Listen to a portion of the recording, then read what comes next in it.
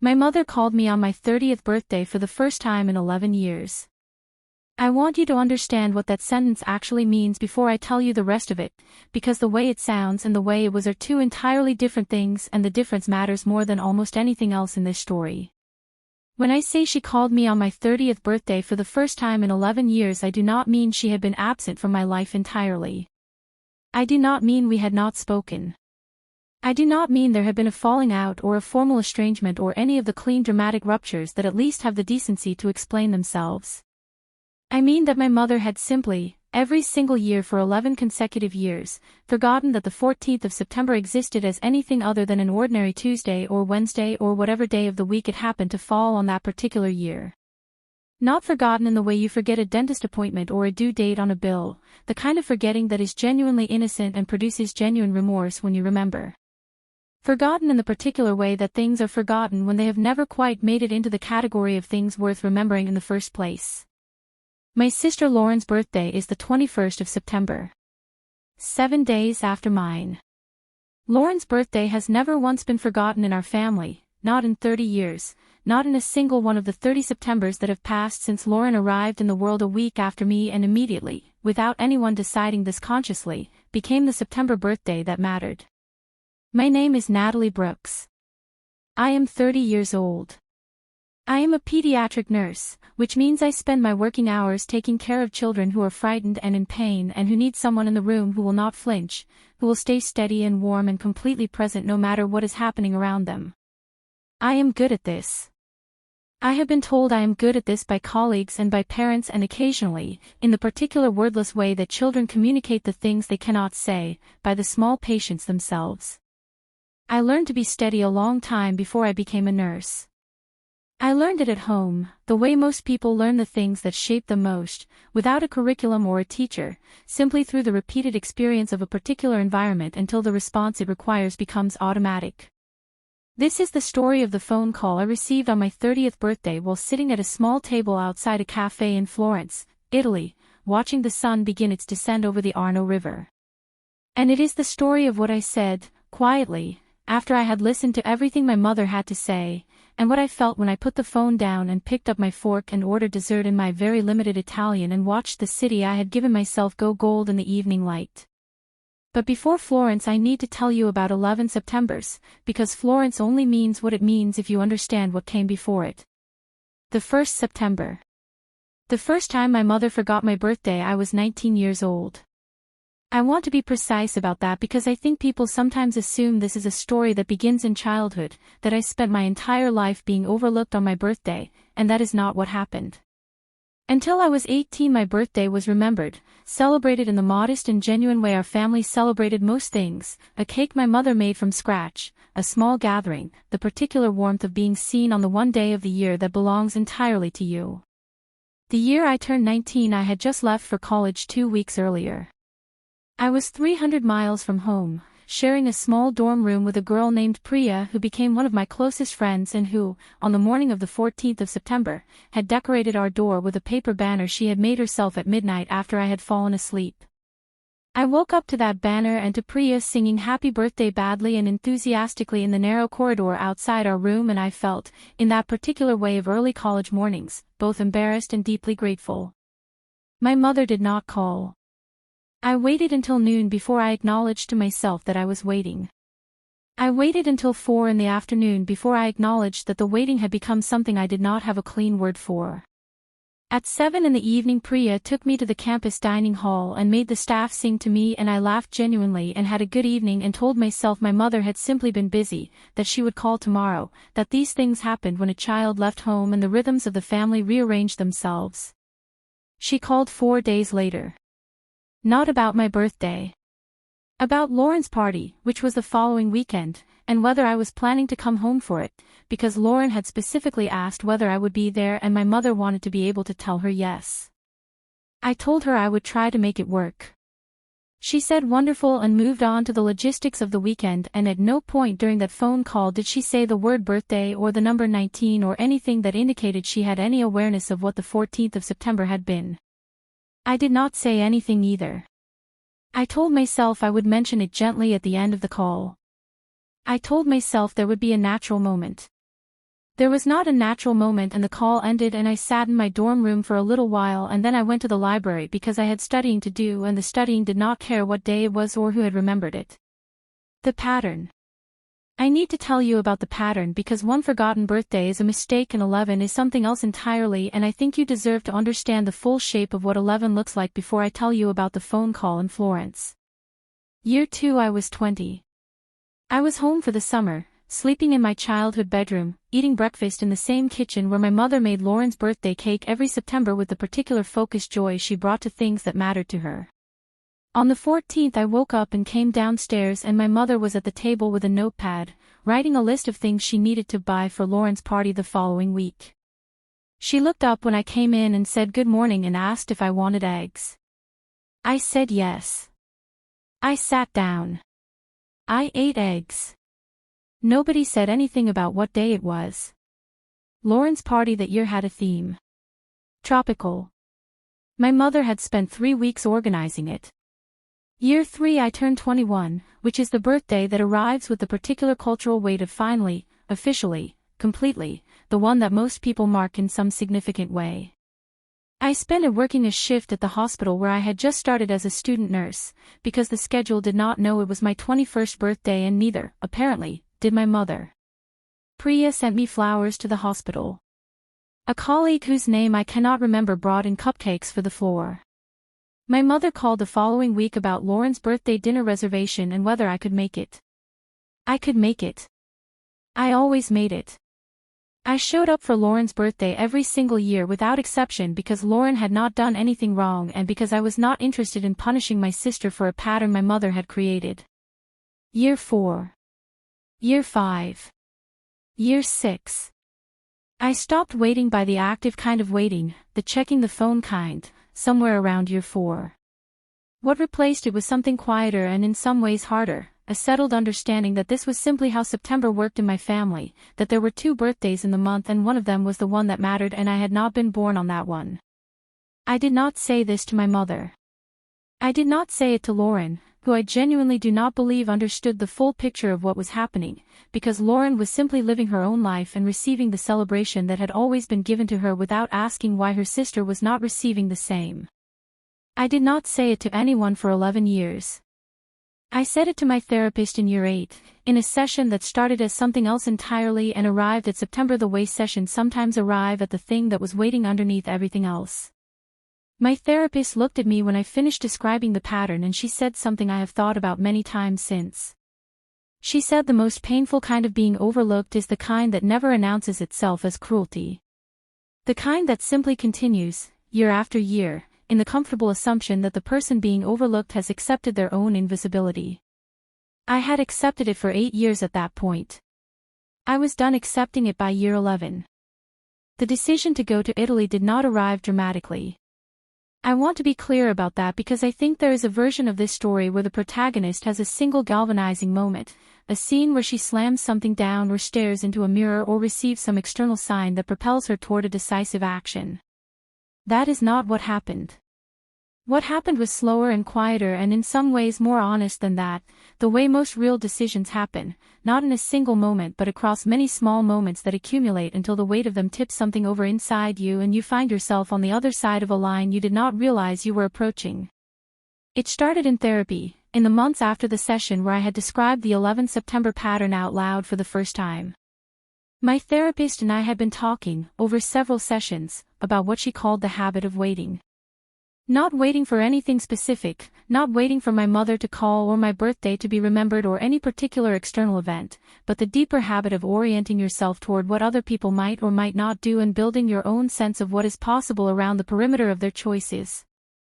She asked me once what I would do for my birthday if I knew for certain that nothing external was going to change. If I knew my mother would not call and my sister would not notice and September would arrive and pass the way it always did. What would I do for myself, specifically for myself, if I stopped waiting for anyone else to do it first? I did not have an answer immediately. That absence of an answer was itself information. I had spent so many years building a quiet accommodation around the 14th of September, learning not to need it to be anything, learning to let it be an ordinary day, that I had genuinely lost track of what I would want it to be if wanting were available to me. I started thinking about that question and the spaces between other things. On the drive to work. In the particular stillness of the hospital at 3 in the morning when the floor is quiet and the work is steady and your mind can move in its own direction for a few minutes. I thought about what a birthday could mean if you designed it entirely for yourself, without reference to what anyone else was or was not going to give you. Italy arrived in my thinking the way certain ideas arrive, not as a plan but as an image. A specific image, actually, one I had seen in a travel magazine left in the hospital break room by a colleague, a photograph of Florence at dusk, the Arno River going copper in the evening light, the buildings on either side of it reflected in the water in a way that looked less like a photograph and more like something that had been painted by someone who understood light at a cellular level. I had never been to Europe. I had never taken a trip by myself. I had never spent significant money on something that was purely for my own experience and my own pleasure with no practical justification attached to it. The reasons for this were various and interconnected, and all of them, when I examined them carefully, pointed back to the same source, which was that I had been living, for most of my adult life, in a smaller space than I actually occupied, moving carefully so as not to take up more room than I had been assigned. I looked up flights that evening. The planning. I want to tell you about the planning because I think the planning was its own kind of medicine. I booked the flight on a Wednesday evening in March, 6 months before my 30th birthday. A direct flight to Florence, departing September 13th, arriving the morning of the 14th, my birthday, Italian time. I would wake up 30 years old in a city I had never seen, in a country whose language I did not speak beyond a handful of phrases I was going to spend the next 6 months learning from an app on my phone during my commute. The apartment I rented was small and on the 3rd floor of a building that was several hundred years older than any building I had ever lived near. It had a window that faced a narrow street and a small table beside that window, and in the photographs the morning light came through it at an angle that looked like something out of a painting. I booked it for 7 nights. 7 days in Florence, entirely alone, entirely mine. I told Priya. She cried a little, the happy kind, and then immediately started sending me restaurant recommendations and museum booking links and a voice memo that was 11 minutes long and covered everything she thought I needed to know about traveling in Italy, which was a lot, because Priya approaches everything she loves with the thoroughness of someone who wants to make sure you love it correctly.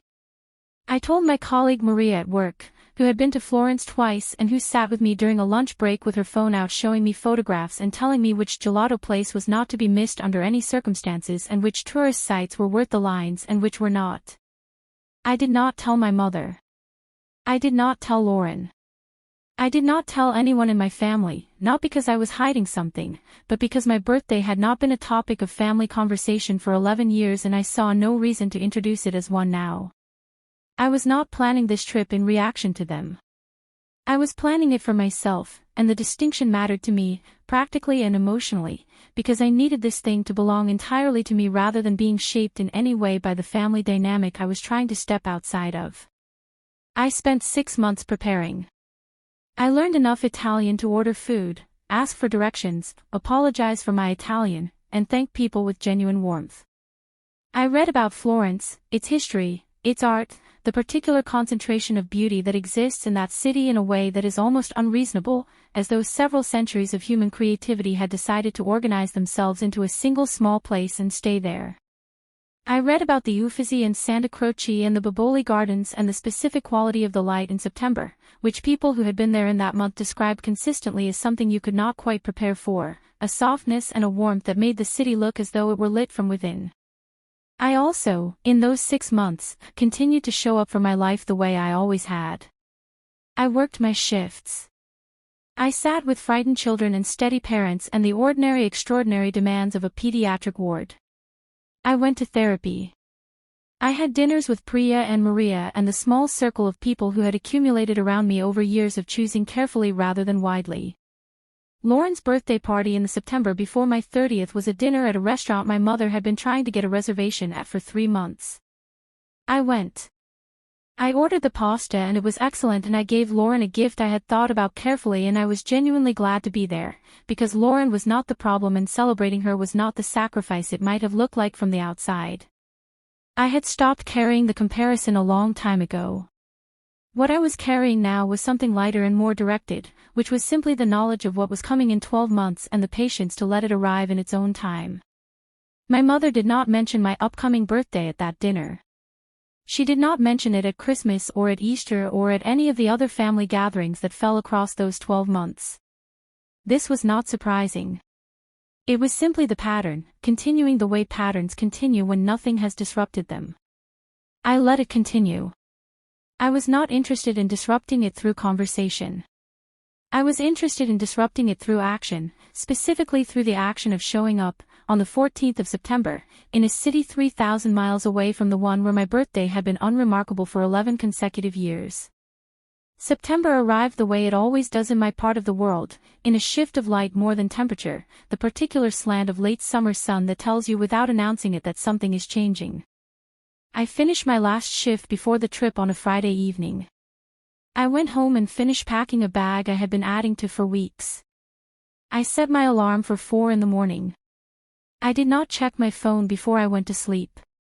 There were no messages from my mother.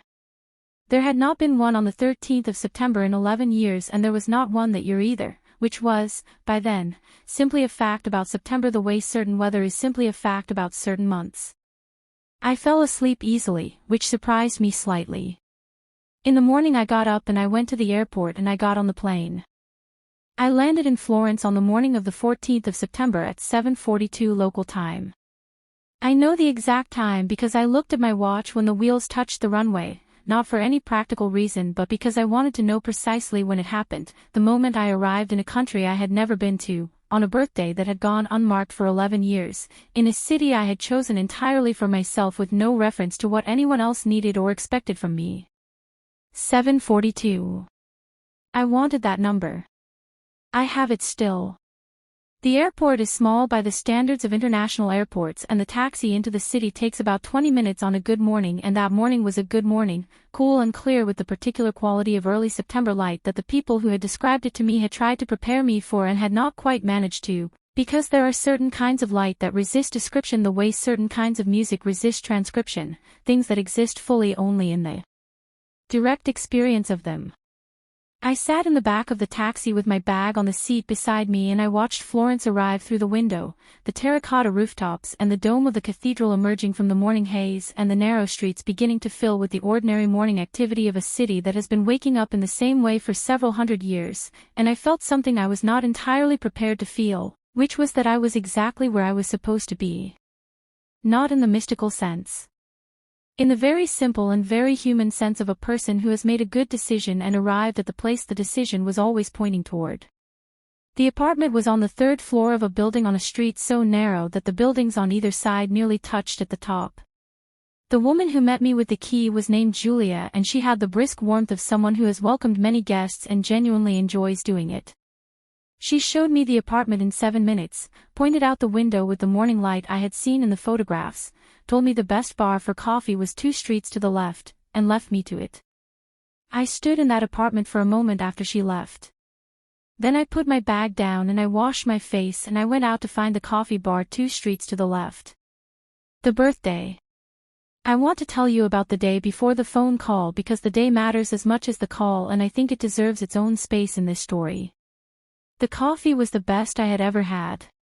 I say that without exaggeration and with the awareness that I had been told by multiple people that the coffee would be the best I had ever had, and I had assumed that was the kind of thing people say about places they love rather than a literal claim. It was a literal claim. I stood at the bar the way Italians stand at the bar, without sitting down, without opening my phone, simply drinking the coffee and looking at the morning street through the open door and feeling the particular pleasure of being somewhere new and unknown and entirely chosen. I spent the morning at the Uffizi. I had booked the ticket months in advance, a timed entry that took me through rooms I had read about and looked at photographs of and still was not prepared for, because photographs of great paintings are to the paintings themselves what descriptions of Florentine light are to Florentine light. I stood in front of Botticelli's Primavera for a long time. Long enough that a museum guard glanced at me twice, not with concern but with the mild curiosity of someone who has watched many people stand in front of that painting and has developed an instinct for which ones are genuinely seeing it. I was genuinely seeing it. I had lunch at a small place near the museum where the menu was handwritten, and the woman who took my order was patient with my Italian and brought me a glass of something local that I had not ordered, but that turned out to be exactly right. I ate slowly. I did not read anything or look at my phone. I watched the street and the people on it, and I thought about nothing in particular, which is a luxury I had not known I had been deprived of until I was sitting inside it. In the afternoon I walked. Not with a destination exactly, though I had a general direction in mind, toward the Arno, toward the bridges, toward the particular view of the city that appears when you are standing on the Ponte Vecchio looking east in the late afternoon with the light coming at you from that angle.